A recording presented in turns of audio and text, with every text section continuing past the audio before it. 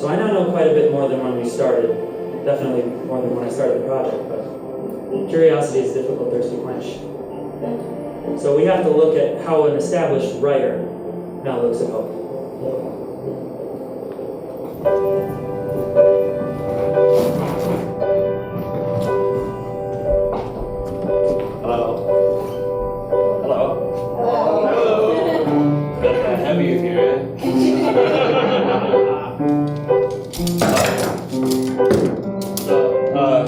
CJ asked all of us to think about hope, and then he told us we couldn't do it wrong. I'm here to prove that wrong.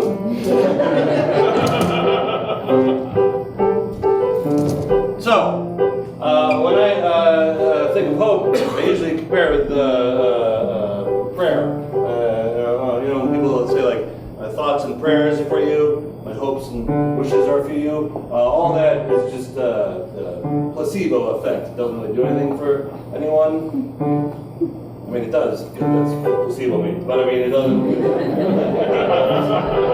actually do anything. All right. So my view of hope in general, the word, plus we've already heard it like 90 times tonight. I'm gonna hear it more. Just kidding. It's a word. It's just a word. All right. So. I like words. I study words. I use words. So I looked up this thing online. You can do this too. It's called an engram. Google has a page for it. Engram. Letter N, and the word gram. An engram is they can study a series of anything, a set of data, and can find 3 points or more of data in that, and then make a chart out of that. So, like for example, they use it with words. You can look up a word, a 3-letter word or a long word. Like the first one I tried was the word scientific.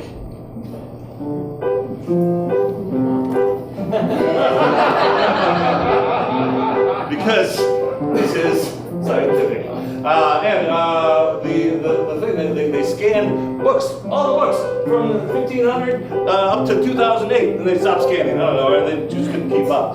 But they scanned them all and looked for the appearances of words like that. So, for example, the word scientific, as you see on this crudely drawn chart that I've done here, in the early 1500s, it's fairly low, kind of low. We didn't talk about science. We didn't write down much about science. Then it got really low around here. What was that, around 1700? And then the scientific revolution, the Age of Enlightenment hit. We went way up here. Look at how much we talked about science. We talked about more and more. All the way up to 1968, when we got to the moon, and then we stopped talking about science.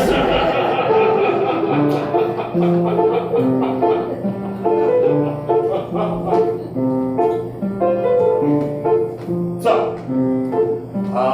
that scientific is a pretty, it's a big long word. This thing's shorter words too, and I also want to test the theory on words in general. So I looked up this one. It's a fun little chart. Look at that. Nothing here, then it's way up here, and then way down, and then it kind of stays steady, and then it pops up a little more here at the end, like that. Anyone guess that word? No? It's the word cat. The word is cat.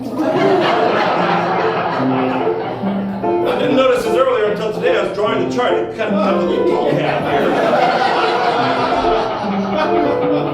Why was the word cat so huge back then?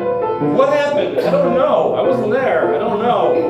I do know this is late 1500s, early 1600s. It's about the time Shakespeare was writing. Some of the other charts have big spikes when Shakespeare was writing. He might be the reason. I don't know. This is also the time they had some witch trials going on in Europe. Once again. And then it dips way down, stays fairly steady, rises up a little bit, and then right around the time of the internet, it starts going way up.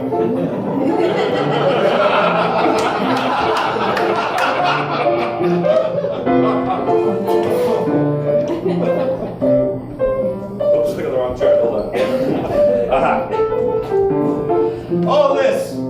All this studying that I'm doing and working on, figuring out where it all fits into our language here, may in fact be bullshit.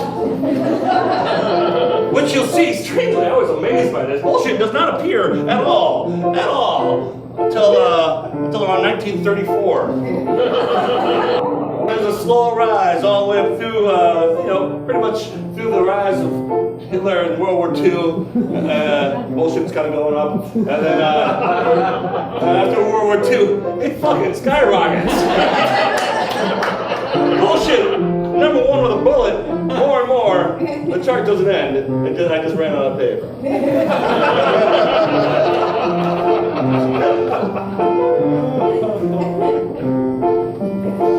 Well, those are just random other words. Now, the more important word that we're working on today is the word hope. Ooh, you gotta get that. I got to it.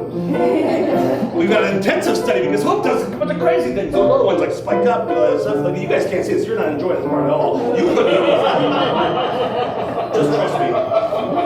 It works verbally as well. Now this one, there are a bunch of things, so I'm going to refer to my notebook, my clipboard. By the way, if you ever want to look important, there I clipboard. Lab coat would help too. From the early 1500 or so to about 1534, hope was somewhere. It was a little bit was going on, and then suddenly around 1534 it drops down, and then from 1534 to 1557 there's no hope. 1557, a man by the name of Robert Recondé, a Welsh mathematician, publishes a book called The Whetstone of Wit, which is a math book. It's the first time that we've used the symbol plus, the symbol minus, and the symbol equals. It goes up. That's what we usually know. We can see things add up, things equal things subtract. Either way, now we have something that we can do. Like, I hope it goes better. I hope it doesn't go worse. Also around this time, of course, as mentioned before, Shakespeare. He wrote a bunch of stuff. If you haven't checked out Shakespeare, you don't fucking should. So that's, I think, part of the reason for the spike there. Anyway, it goes way up. It goes way up. We need more and more hope. We refer to hope more and more. Why so much? I don't know why. The one thing I have learned with this as well is that correlation does not equal causality. I'm going to make it equal. We hit this peak and then it drops back down. Where is this peak? I don't know. That's what we're studying. Peaks and valleys. The peak here, I'm in the terrible guys. I don't know much about I'm the terrible, but I know his name was the Terrible. That's not something you're born with. You earn that. Here's up here. He dies. We don't need the word hope as much anymore. It plummets back down. Thanks, Ivan. We're on here, 1618. It's the start of the 30-year war. Now, I don't know how they named that war. I'm hoping they named it years afterwards, instead of at the start. 30-year war starts, and we need hope more. It goes up until 30-year war ends. Then they stop caring about it anymore. It drops right down here. Another fun important date here, 1659. The first time a check was written, a written check. It is on display at Westminster Abbey in England for £400. The check was written. Hope goes up. We now don't have to give out money and go. We just go, well, I hope this works. It goes up and up until Newton discovers gravity, goes down. It goes down until 1687 when Newton then writes Principle of Mathematics. I can't pronounce it, but the Principles of Mathematics, the book about math. Spurring on the Age of Enlightenment, the scientific revolution, it starts moving it up. We get more hopeful. America comes around. We do things. Shit happens. Oh my God, it's going good. We are hopeful. We're hopeful. We're constantly hopeful. We're not desperately hopeful. We're just constantly hopeful. All right. It goes up what's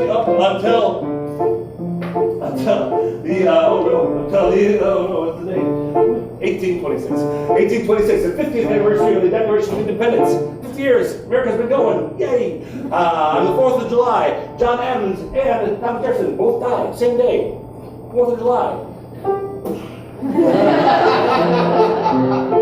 They died. We use hope less and less and less and less.